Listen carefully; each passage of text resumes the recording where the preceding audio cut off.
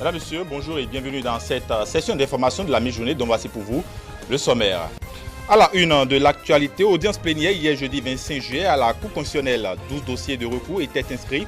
Au rôle de cette audience au thème des examens, il ressort du dossier numéro 5 que le recours de Maître Prince Agbodjan contre le président de la République n'est pas fondé. Vous aurez plus de détails dans un court instant. La ville de Cotonou s'apprête activement pour accueillir la célébration du 59e anniversaire de l'accession du Bénin à l'indépendance. Des travaux de préparation et d'embellissement s'observent déjà au niveau de la place de l'Étoile Rouge et le long du boulevard des Armées. Vous suivrez le constat fait par une équipe de notre rédaction dans ce journal. Et puis le marathon des tricycles non motorisés de Cotonou, un événement du handisport qui sera cette année à sa 5e édition. Mais l'événement prévu pour se tenir le 10 août prochain est incertain pour faute de moyens financiers et de soutien des partenaires. L'initiateur, le président de l'ONG, Miko Migon, lance un appel pour sauver le marathon. Images et sons à suivre dans un court instant. Voilà pour vous le sommaire. Restez avec nous pour le développement.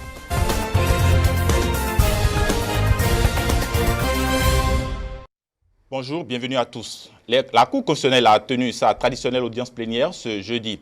Au total, 12 dossiers de recours ont été examinés par les 7 sages de la haute juridiction au thème des examens. Il ressort entre autres que le recours de Maître Serge Prince Agbodjan contre le président de la République pour violation de l'article 7 de la loi 2007-44 du 5 février 2018 portant recueil du renseignement en République du Bénin n'est pas fondé. Écoutons à ce propos le président Joseph Fifamek Djogbin. Vu la Constitution, vu la loi portant loi organique sur la Cour constitutionnelle, vu le règlement intérieur de la Cour constitutionnelle, l'ensemble des pièces du dossier, oui, M. Joseph Djogbin en son rapport après en avoir délibéré. Considérant que le requérant expose que la non-installation de la Commission nationale de contrôle des renseignements, telle que prévue par l'article 7 de la loi querellée, ne permet pas aux citoyens d'exercer leur droit au recours en cas d'atteinte à leur vie privée, qu'il conclut à la violation d'une part de l'article 7-1 de la Charte africaine des droits de l'homme et des peuples, d'autre part de l'article 59 de la Constitution. Considérant qu'au terme de l'article 7-1 de la Charte africaine des droits de l'homme et des peuples, toute personne a droit à ce que sa cause soit entendue, que selon l'article 59 de la Constitution, le président de la République assure l'exécution des lois et garantit celle des décisions de justice. Considérant par ailleurs qu'au terme de l'article 7 de la loi 2017-44 du 5 février 2018, la Commission nationale de contrôle des renseignements est une autorité administrative indépendante. Elle est composée de 5 membres, 2 députés, à raison de 2 députés désignés pour la durée de la législature par l'Assemblée nationale, 1 de la majorité, 1 de la minorité. 2 magistrats de la Cour suprême d'un grade au moins égal à celui de conseiller, nommé par le président de la Cour suprême, et membre, l'un de la chambre administrative, l'autre de la chambre judiciaire. Un officier de haut rang, en activité ou non, nommé par le chef du gouvernement en raison de sa connaissance et de ses expériences dans le renseignement et la sécurité d'État. Considérant ainsi qu'il résulte de la réponse de l'Assemblée nationale qu'à la date de la requête, les députés n'avaient pas encore procédé à la désignation de leurs représentants au sein de la Commission nationale de contrôle des renseignements, que le président de la République ne pouvait donc pas procéder à l'installation de la dite commission, qu'il y a lieu de dire qu'il n'y a pas violation de la Constitution par le président de la République. En conséquence, dit qu'il n'y a pas violation de la Constitution par le président de la République. Il faut dire qu'à la sortie de cette audience de la Cour constitutionnelle, M. Félix Akpalakou, opérateur économique intéressé dans le dossier numéro 12, qui a vu sa cause entendue, s'est exprimé sur les délibérations de la Cour. Suivez plutôt. J'ai suivi de long à large depuis la mise en état des dossiers, après les observations que j'avais faites, jusqu'à la délibération aujourd'hui, j'ai été sidéré. Ça, et je suis sûr que tous ceux qui étaient dans la salle aujourd'hui ont été marqués positivement. C'est la preuve que les juges, les sages à la Cour constitutionnelle jouent pleinement leur rôle. Je n'ai pas le pouvoir de les apprécier, mais j'ai été totalement satisfait. Nous pouvons avoir, tous citoyens béninois peuvent avoir confiance en la justice. Le dernier recours qu'est la Cour constitutionnelle joue pleinement son rôle, de façon impartiale. vraiment constitutionnel. Mon dossier a d'abord été étudié de fond en comble et correctement. Mais les autres dossiers, la preuve des cas où la Cour a déclaré inconstitutionnel certains faits. La Cour a dit que des autorités ont violé la Constitution sur certains articles. Le cas du préfet de l'État de Tobra, le cas aussi d'un dossier où on a parlé d'une garde à vue anormalement longue. Et un autre cas où on a parlé de détention. Le type a fait 9 ans en instruction sans être présenté. Je vous jure, je suis sûr que d'autres pays viendront faire école au Bénin, à la Cour constitutionnelle. Autre volet de l'actualité, démarrage hier, jeudi 25 juillet 2019, de l'opération de distribution des actes de naissance. Pendant 2 semaines que va durer l'opération, les populations sont invitées à sortir pour retirer leur acte de naissance dans les différents arrondissements prévus. La cérémonie de lancement officiel a connu la présence de plusieurs ministres du gouvernement et de différentes autorités. Compte rendu. Le recensement administratif à vocation d'identification de la population a dévoilé 2 500 000 de Béninois sans acte de naissance. En raison de ce taux élevé, il a été donc préconisé la mise en œuvre à court terme d'un mécanisme national pour l'enregistrement des citoyens concernés au registre des naissances. L'opérationnalisation de ce mécanisme a abouti à l'établissement des actes de naissance déjà édités à 100%. Et c'est pour lancer la distribution aux bénéficiaires que 6 ministres du gouvernement, aux côtés de plusieurs autorités, ont rallié la commune d'Abomey-Calavi pour se prêter à l'exercice. Aujourd'hui, nous sommes là pour parler encore du PEDEC, parce que toutes ces personnes qui ont bénéficié du témoignage pendant le RAVIP doivent obtenir leur acte de naissance sans sortir un franc. C'est une décision du gouvernement. Et les gens se posaient la question, quand est-ce qu'on va nous faire les actes de naissance? Dans le silence des laboratoires de l'Agence nationale de traitement, un autre instrument que l'Assemblée nationale a mis à la disposition du peuple béninois, et du comité technique de pilotage du RAVIP avec un centre de traitement qui est assis au rôle des arts, les actes de naissance pour ces 2 500 000 Béninois sont produits.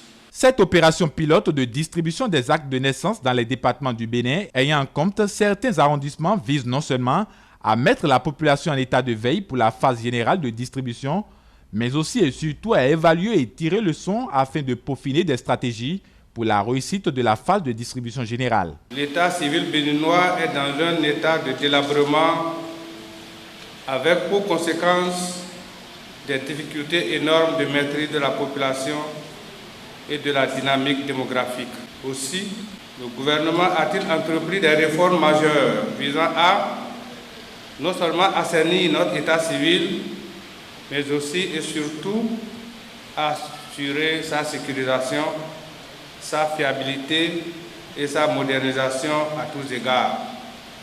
Partant déjà de l'incontestable constat qu'une fois encore, les fruits de la rupture et du nouveau départ viennent d'honorer la promesse des fleurs avec la réalisation de ces actes d'état civil, véritable sésame d'importance capitale, voire vitale pour les nombreuses personnes pour avoir bénéficié de témoignages d'identité en leur faveur lors du RAVIP. Sur place, quelques bénéficiaires ont reçu des mains des autorités présentes leur acte de naissance. Sentiment de soulagement. Cette remise gratuite des actes de naissance m'a tellement ému. Nous remercions le chef du gouvernement qui a eu l'initiative et prions que Dieu l'assiste.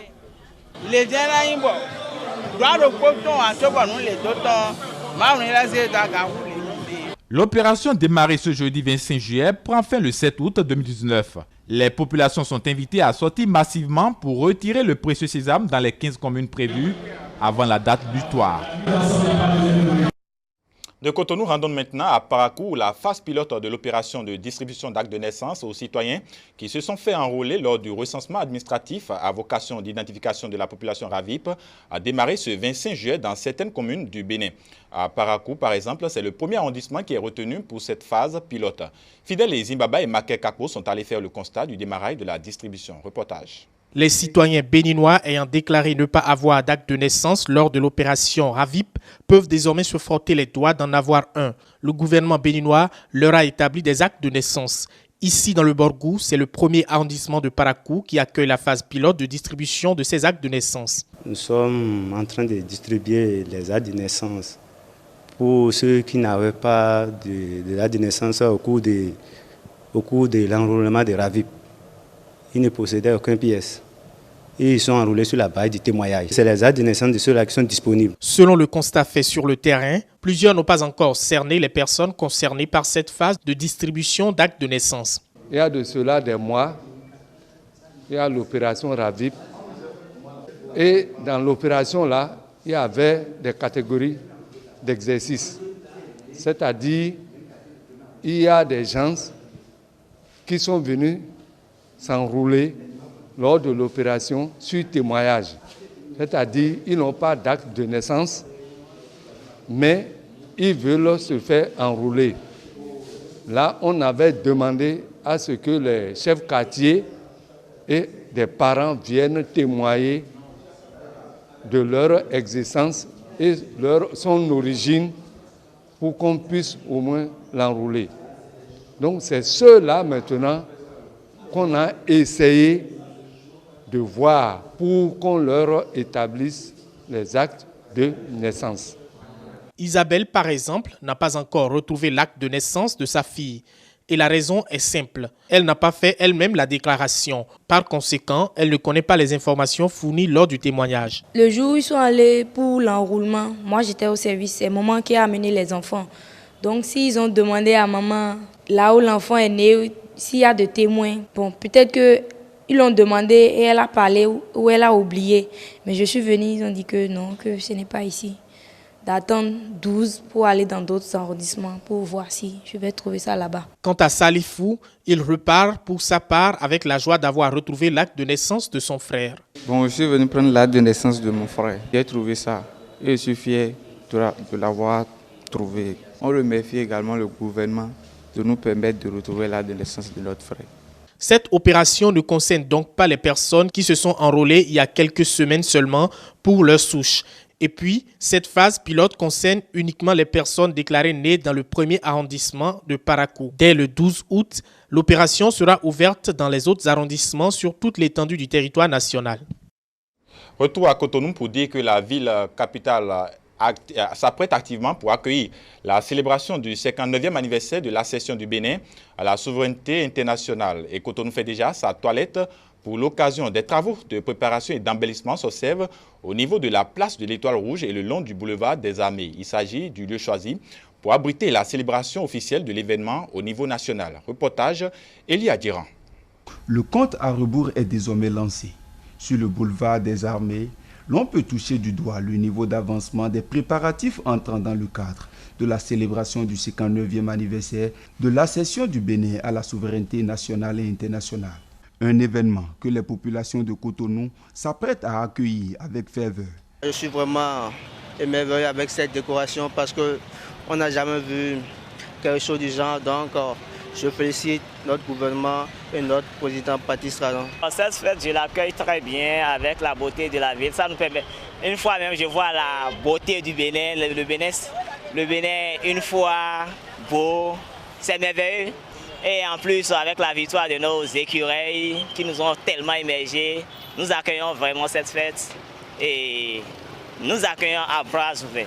On est impatient de voir le jour et impatient aussi d'être présent à l'événement et non la suivre à la télévision. Tout le long du boulevard des Armées, on peut remarquer des grandes affiches qui résument quelques potentialités et richesses dont le Bénin regorge. Sur les artères et les grands carrefours de la ville de Cotonou, on pourrait apercevoir le drapeau national qui flotte et annonce les festivités. Une réalisation qui n'est rien d'autre que la conjugaison des efforts du comité d'organisation et le bras technique de la mairie de Cotonou. C'est l'occasion de présenter le Bénin, de vendre le Bénin, et de révéler davantage le Bénin, comme le chef de l'État a l'habitude de le dire. Et donc c'est certainement à cet effet que le comité d'organisation,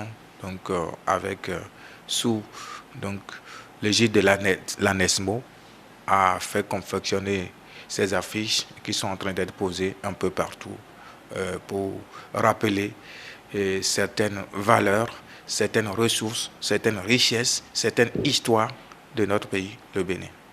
La mairie a eu la charge donc, de l'entretien des sites et espaces verts. Donc vous avez vu, le travail est en train de se faire. Nous avons le pavoisement, les drapeaux sont un peu placés partout. Nous avons aussi la réfection et l'entretien du monument aux morts. Et si vous faites un tour, vous allez voir. Nous avons aussi la peinture de la place de souvenir, de l'étoile rouge et des bordures de certaines artères. Également, nous avons procédé à la réfection de quelques rues. Et ça, c'est avec l'appui et l'aide donc du ministère des Infrastructures qui, naturellement, a la prérogative de la réfection des voies nationales. C'est qu'en 9 ans d'indépendance, c'est qu'en 9 ans d'espoir, la ville de Cotonou est revêtue de toute sa beauté aux couleurs nationales pour accueillir la fête.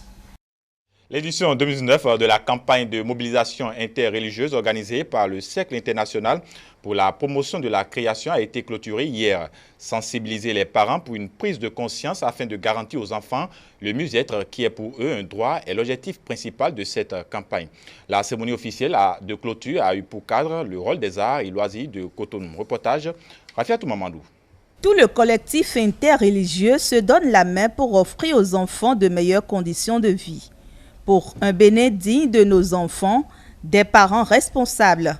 Tel est le thème de cette campagne 2019 de mobilisation interreligieuse qui a rassemblé des enfants, des personnalités politico-administratives, des responsables de toutes les confessions religieuses du Bénin, des acteurs culturels et de la société civile.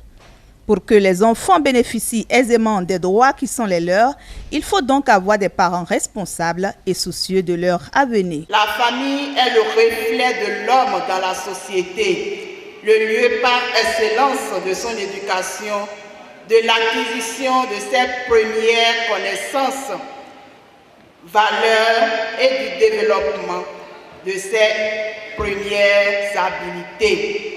Les parents ont alors un rôle très important et ne sauraient l'abandonner au détriment d'une tierce personne.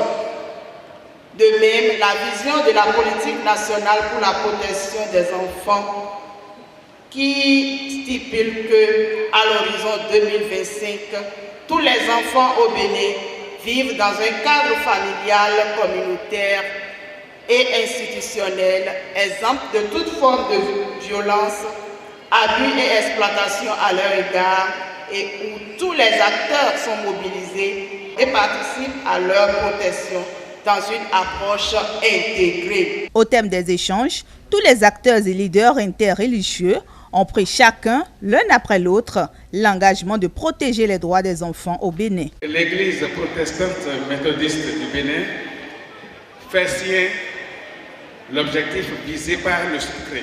Plaise au Seigneur de nous revigorer pour que cette tâche soit accomplie à bon escient. Chef mondial de l'Église chrétienne céleste, nous prenons l'engagement de protéger, d'éduquer nos enfants. Comme l'a dit Jésus, laissez venir à moi les enfants. Je prends l'engagement au nom de toutes ces structures que nous allons mettre tout en œuvre afin que les droits de l'enfant soient respectés dans tout le Bénin. Ce que nous sommes en train de faire ici, c'est des actes salutaires. Que Dieu Tout-Puissant et les membres de nos ancêtres vous bénissent. Protection des enfants, oui, mais les concernés devront saisir l'occasion et suivre rigoureusement les directives à eux données par leurs géniteurs. Et déjà, ils nous rassurent. Les enfants sont pris en compte par les dirigeants et leaders religieux. Il y a de cela 10 ans, il y a de cela 15 ans, nous ne parlons pas des enfants. Nous étions comme des rats dans les trous. Mais aujourd'hui, tout le monde est unifié derrière nous. Nous vous remercions et nous prenons l'engagement d'être dociles et de suivre vos conseils. Et ce n'est pas seulement la responsabilité que nous allons accorder aux parents, mais chaque personne dans le cycle de la famille a une responsabilité. Chers enfants, faites vos devoirs et que vos droits adviennent, comme le dit Jean-Jacques Rousseau. Cette rencontre grand public marque la fin de la campagne de mobilisation interreligieuse édition 2019 démarrée le 21 avril 2019 et initiée dans le cadre de la journée de l'enfant africain célébrée chaque 17 juin. Avant de prendre congé de vous, le marathon des tricycles non motorisés de Cotonou, un événement du handisport qui sera cette année à sa 5e édition. Mais malheureusement, l'événement prévu pour se tenir le 10 août prochain est incertain pour faute de moyens financiers et de soutien des partenaires. L'initiateur, le président de l'ONG, Mikon Migon, lance un appel aux bonnes volontés pour sauver le marathon. Suivez ici un extrait de ses propos. Nous devons promouvoir la santé de toute personne, et notamment les personnes qui vivent avec un handicap. Et c'est là où l'initiative est arrivée. Et dans ce marathon, un prix, normalement, ça doit être un trophée, mais nous avons l'habitude de faire une enveloppe pour lauréat. L'année passée, nous avons donné 5 prix. Le premier prix de l'année passée, c'est 100 000. Le deuxième, 50. Le troisième, aille 35 000. Le quatrième, aille 25 000. Le cinquième, aille 15 000. Pour aller à la maison. L'État nous permet d'aller se former à quelque part chaque an. Mais après la formation, c'est que on se retrouve dans les feux, et devenu mendiant commandeur dans la ville. Donc, si tu avais déjà appris à faire quelque chose, avec ce somme-là, ça te permet de démarrer un de tes projets avec. Côté femme, côté homme, les prix que j'ai distribués, que je viens de parler maintenant. Donc vous voyez, donc, il faut de l'argent. Le projet même, c'est 5 millions et quelques. Le démarrage est sur Carrefour et Pavillon Bleu. De cette année, le kilométrage est que les femmes vont faire 12 km, les hommes sont dans les 14 km en cette année normalement. Parce que chaque année, nous commentons un peu la distance. Juste là, nous entendons toujours que les bonnes volontés, parce que dès que tu t'approches quelqu'un, vous connaissez le pays, non? Ça ne marche pas, hein? Vous connaissez le pays, non? Ça ne marche pas. Au moins l'année passée, nous avons trouvé 2 ministres qui a resté derrière nous l'année passée. Le ministre des Finances de sa propre force, il a dit, si les handicapés peuvent avoir telle force de ce genre-là qui va nous encourager, il nous a accompagnés. Et le ministre de la Jeunesse et des Sports aussi, il a fait de son part. Mais cette année, nous attendons pour pouvoir être vraiment assurés que le 10 août prochain, que l'événement aura eu lieu. Parce que là maintenant, vraiment, ils sont en train de nous promettre de rester derrière nous. Mais les autres qu'on a écrits n'ont pas encore manifesté. Et j'invite à toutes mes frères, personnes handicapées, qui ont tricycle non motorisé aussi, qui aimeraient bien participer à ce genre de l'événement, peuvent venir commencer par faire leurs inscriptions. Et dans les environs de 2 semaines, ce que j'ai dans ma poche, je ne peux pas parler. Et je sais. Alors, si c'était les années dernières, jusqu'à ce temps-là, maintenant, je me sens que je suis un bon organisateur. Je vous ai dit le prix que j'ai donné. Il faut payer les sécurités, il faut payer tous ceux qui vont venir nous encadrer sur toute la voie et qu'on appelle sur cet itinéraire dont nous voulons faire. C'est des gens qui vont rester et tenus d'eau pour ceux qui vont avoir soif au moment de ces gens de compétition. Vous voyez, tout cela, on doit les faire quelque chose. Les polices, les affaires-pompiers, Croix-Rouge, tout le monde doit être là. Mais on nous demande quelque chose, mais nous devons faire des gestes. Fin de cette session d'information derrière laquelle se cache toute une équipe qui vous remercie de nous avoir suivis. Prochain rendez-vous de l'information présentée, c'est à 19h45. D'ici là, portez-vous bien.